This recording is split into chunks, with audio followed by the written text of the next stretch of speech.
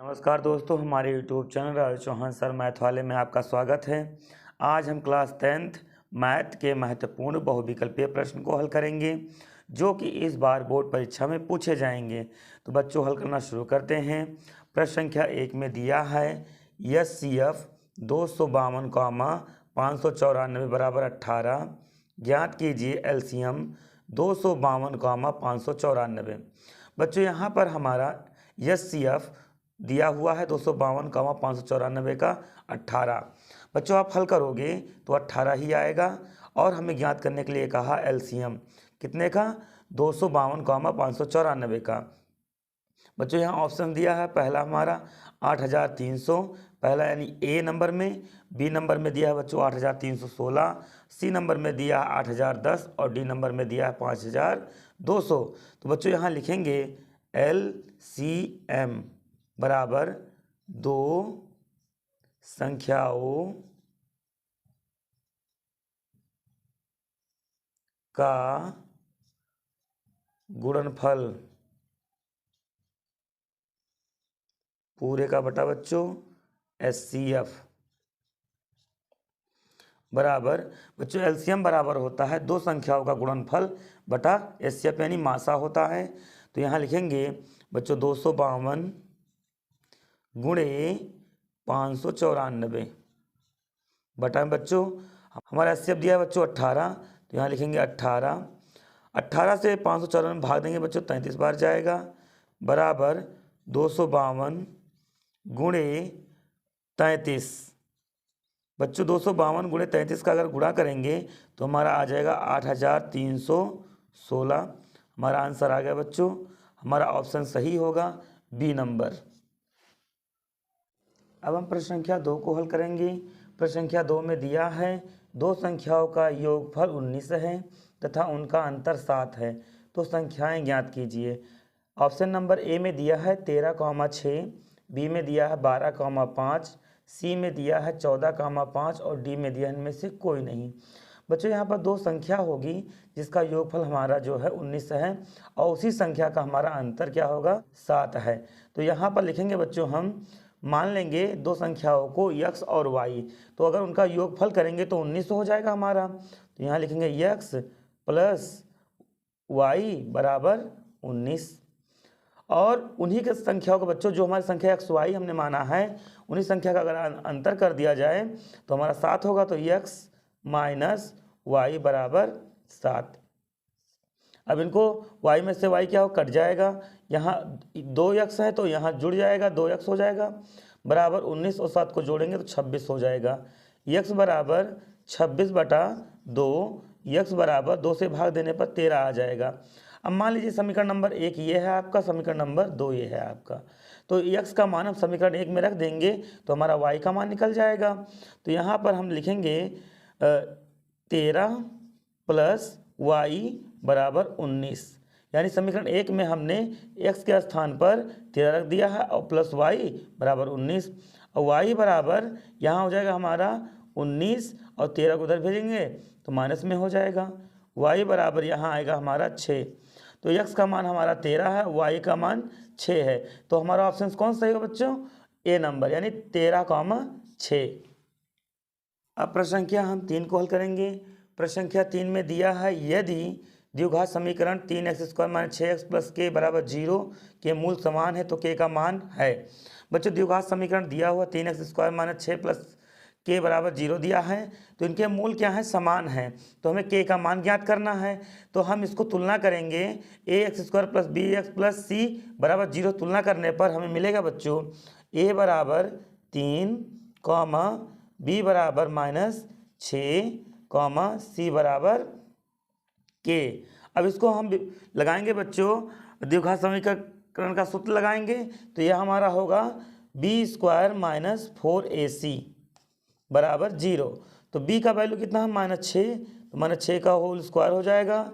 4 गुणे a का मान 3 दिया है और c का मान दिया है k बराबर 0। 6 का 2 बार गुणा करेंगे तो मान प्लस हो जाए, 6 6 36 हो जाएगा, -4 12 k बराबर 0। यहाँ हो जाएगा -12 k बराबर 0, 36 को इधर भेजेंगे -36 हो जाएगा। यहाँ माइनस कैंसिल हो जाएगा। के बराबर 36/12, के बराबर 12 से 36 में भाग देंगे 3 बार में जाएगा। तो हमारा उत्तर आ गया बच्चों, हमारा ऑप्शन सही होगा ए नंबर। अब हम प्रश्न संख्या 4 को हल करेंगे। प्रश्न संख्या 4 में दिया है बिंदुओं 5,0 और -12,0 के बीच की दूरी है। बच्चों दो बिंदु हमें यहाँ पर दिया हुआ है, एक है हमारा 5,0, दूसरा है -12,0।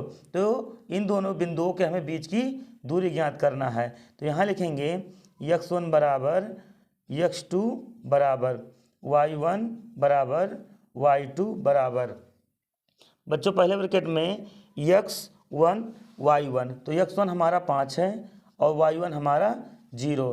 दूसरे ब्रैकेट में x2 -12 है और y2 0 है।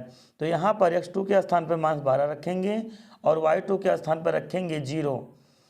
बच्चों यहाँ दूरी सूत्र का प्रयोग करेंगे, लिखेंगे दूरी बराबर अंडररूट x2 - x1 का whole square plus y2 - y1 का होल स्क्वायर बराबर अंडररूट x2 का मान हमारा बच्चों कितना दिया है, -12 दिया है।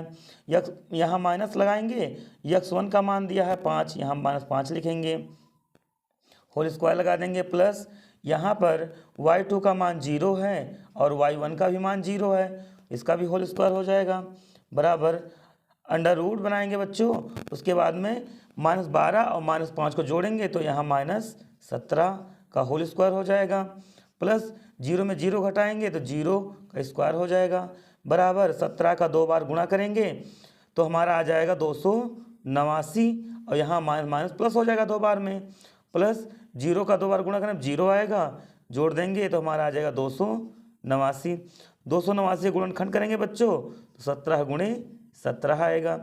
यहाँ पर एक जोड़ा बन रहा हमारा तो यहाँ ले लेंगे 17, यही हमारा उत्तर होगा बच्चों। तो हमारा ऑप्शन सही है कौन सा, डी नंबर। अब बच्चों प्रश्न संख्या 5 को हल करेंगे।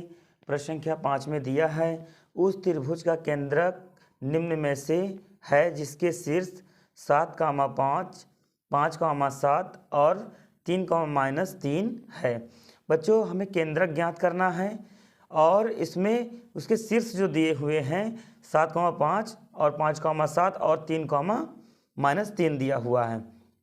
हमारा ऑप्शन से ए नंबर में 3,5, बी नंबर में 5,7, सी में 2,4 और डी में दिया है 4,3। तो यहाँ पर तो बच्चों हम यहाँ पर मानेंगे, माना कि केंद्र के निर्देशांक x और y है, तो यहाँ पर x y हमारा केंद्र के निर्देशांक होंगे।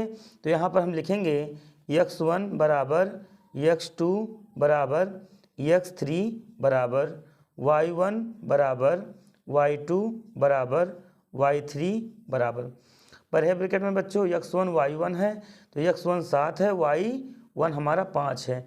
दूसरे ब्रैकेट में x2 5 है और y2 7 है, तो यहाँ 5 लिखेंगे x2 पर और y2 पर लिखेंगे 7। तीसरे में बच्चों x3 हमारा दिया है 3 और y3 हमारा दिया है -3, तो यहाँ पर लिखेंगे बच्चों केंद्रक का सूत्र होता है x बराबर x1 plus x2 plus x3 पूरे का बटा बच्चों हो जाएगा 3। x1 का मान कितना दिया है 7, x2 का मान कितना दिया है 5 और x3 का मान 3 बटा 3। जोड़ेंगे बच्चों 7, 5, 12, 3, 15 बटा 3। 3 से भाग कितना आएगा 3 × 5 = 15। अब यहाँ पर क्या करेंगे हम y का ज्ञात करेंगे, तो y बराबर y1 plus y2 plus y3। अब बटा इसका भी 3 रहेगा, y बराबर y1 का मान 5 दिया है प्लस y2 का मान 7 दिया है प्लस y3 का मान -3 दिया है बटा 3। y बराबर 7 और 5 को जोड़ लेंगे तो हमारा आएगा 12 और प्लस माइनस से -3 बटा 3। y बराबर 12 में से 3 घटा देंगे तो 9 बचेगा बटा 3। y बराबर 3 से भाग देने पर 3 × 3 = 9। x का मान 5 आया है और y का मान 3 आया है, तो कौन सा ऑप्शन सही होगा, पहला। यानी 3,5। अब हम प्रश्न संख्या 6 को हल करेंगे। प्रश्न संख्या 6 में दिया है sin 2a बराबर 2 sin a तब सत्य होता है जबकि a बराबर है। बच्चों यहाँ पर sin 2a बराबर 2 sin a दिया है और हमें इसे हल करके बताना है कि इसमें से कौन सा ऑप्शन हमारा सही होगा।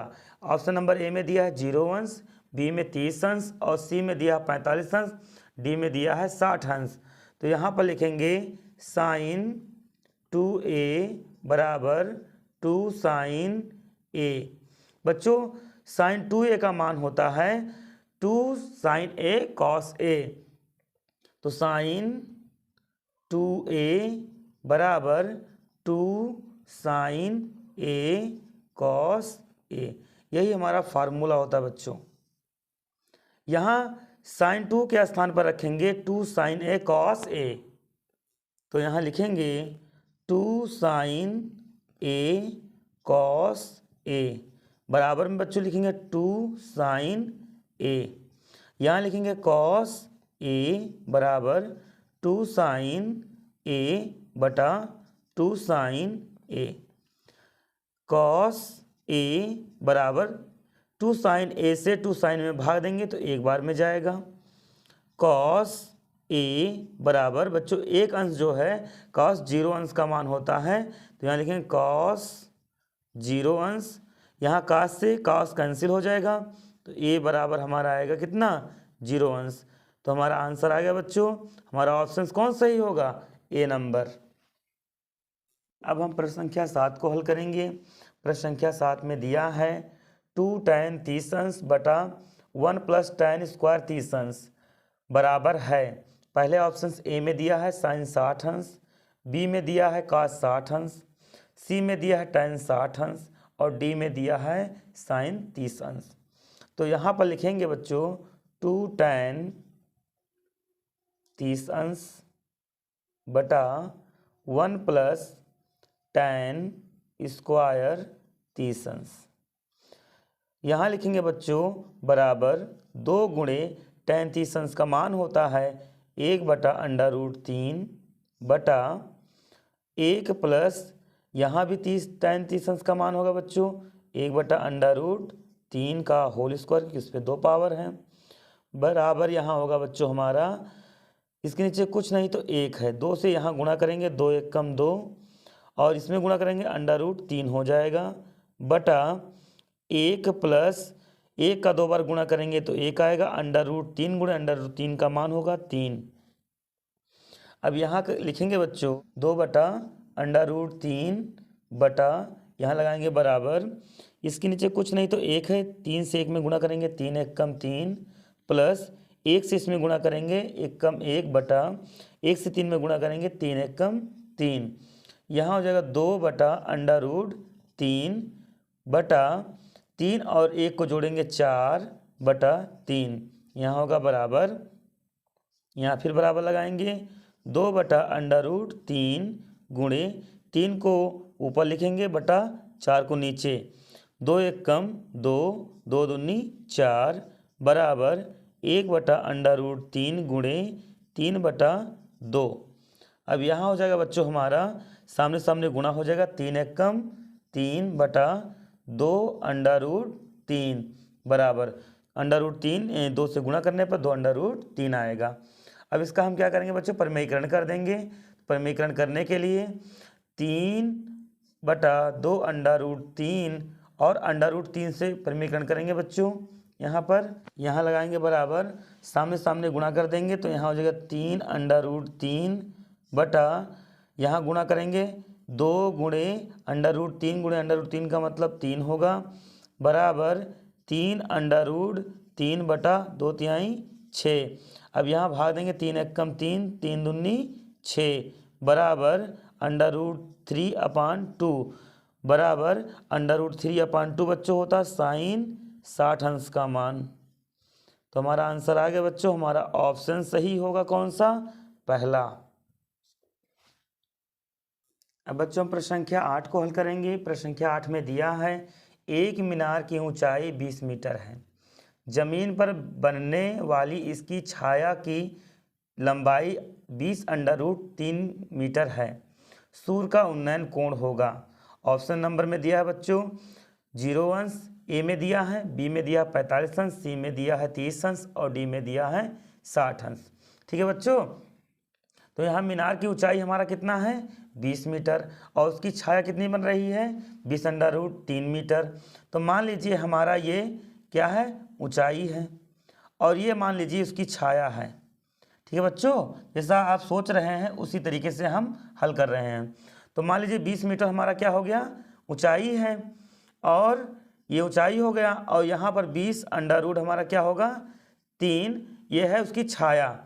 इसको मान लीजिए ए, इसको मान लीजिए बी, इसको मान लीजिए सी। ठीक है बच्चों, और ये हमारा थीटा अंश कोण होगा। तो बच्चों इसमें हमें ऊंचाई मालूम है और इसका आधार मालूम है। तो यहाँ पर हमारा tan की स्थिति बन रही है बच्चों। तो यहाँ लिखेंगे त्रिभुज ए बी सी में tan थीटा बराबर लंब बटा आधार होता है। लंब हमारा दिया है बी सी और आधार हमारा दिया है ए बी। tan थीटा बराबर बी सी का मान दिया बच्चों 20 और ए बी का मान दिया 20√3। tan थीटा बराबर 20 से कम 20, 20 से कम 20, यानी दोनों जगह पर एक बार में गया है बच्चों। यहाँ बचेगा 1/√3। tan थीटा बराबर tan 1/√3 30 अंश का मान होता है। तो यहाँ से हमारा tan और tan कैंसिल हो जाएगा, थीटा बराबर क्या बचेगा 30 अंश। तो हमारा आंसर आ गया बच्चों। हमारा ऑप्शन कौन सा सही होगा, हमारा ऑप्शन सही होगा सी नंबर, यानी 30 अंश हमारा सी नंबर में दिया है। तो हमारा ऑप्शन नंबर सी सही होगा। अब बच्चों हम प्रश्न संख्या 9 को हल करेंगे। प्रश्न संख्या 9 में दिया है त्रिज्या 8 सेमी वाले एक वृत्त के अंतर्गत खींचे जा सकने वाले वर्ग का क्षेत्रफल ज्ञात कीजिए। तो बच्चों हमें क्षेत्रफल ज्ञात करना है वर्ग का और हमारी त्रिज्या दिया है 8 और ऑप्शन दिया है ए नंबर में 256 सेंटीमीटर स्क्वायर, बी में दिया है 64√2 सेंटीमीटर स्क्वायर और सी में दिया है 128 सेंटीमीटर स्क्वायर और डी में दिया है 64 सेंटीमीटर स्क्वायर। तो यहाँ लिखेंगे हल बराबर, यहाँ होगा वृत्त की त्रिज्या बराबर 8 सेंटीमीटर। ठीक है बच्चों, अब वृत्त का व्यास ज्ञात करेंगे बच्चों। तो वृत्त का व्यास बराबर त्रिज्या की दुगुनी होती है बच्चों। तो यहाँ लिखेंगे 2 × 8 बराबर 16 सेंटीमीटर। अब यहाँ ज्ञात करेंगे वर्ग का विकर्ण बराबर वृत्त का व्यास। ठीक है बच्चों, वर्ग का विकर्ण जो होता है वृत्त का व्यास होता है। और सबसे आसान ट्रिक आपको देंगे हम वर्ग का क्षेत्रफल ज्ञात करने के लिए। तो यहाँ लिखेंगे वर्ग का क्षेत्रफल बराबर वर्ग का विकर्ण, इसका पूरे का होल स्क्वायर कर दे बच्चों और बटा 2 लगा दीजिए।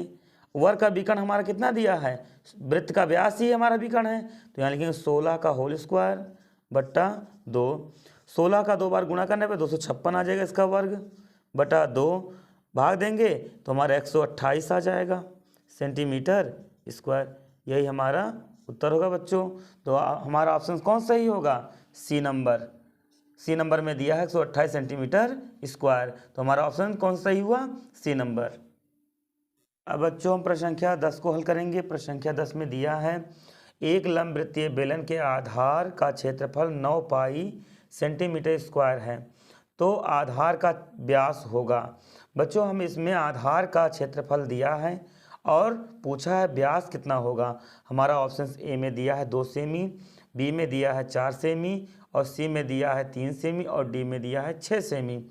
तो यहाँ लिखेंगे बच्चों बेलन के आधार का क्षेत्रफल बराबर पाई आर स्क्वायर।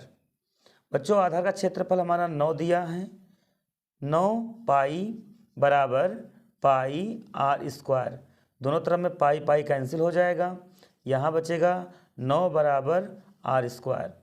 पावर हटाएंगे बच्चों तो यहाँ रूट बन जाएगा 9 बराबर आर, और 9 का गुणनखंड करेंगे 3 गुणे 3 बराबर यहाँ आएगा हमारा आर।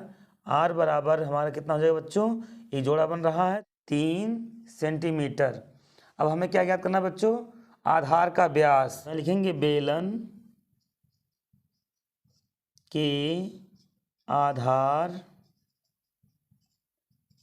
का व्यास बराबर 2r। बच्चों जो व्यास होता है वो त्रिज्या की दुगुनी होती है, बराबर 2 गुणे त्रिज्या हमारे 3 सेंटीमीटर है, बराबर 2 से 3 में गुणा करेंगे 2 तिहाई 6 सेंटीमीटर। यही हमारा उत्तर होगा बच्चों। तो हमारा ऑप्शन कौन सही होगा, हमारा ऑप्शन सही है डी नंबर, यानी डी में हमारा 6 सेमी दिया हुआ है। अगर यह वीडियो आपको अच्छा लगा हो तो लाइक सब्सक्राइब एंड शेयर जरूर करें।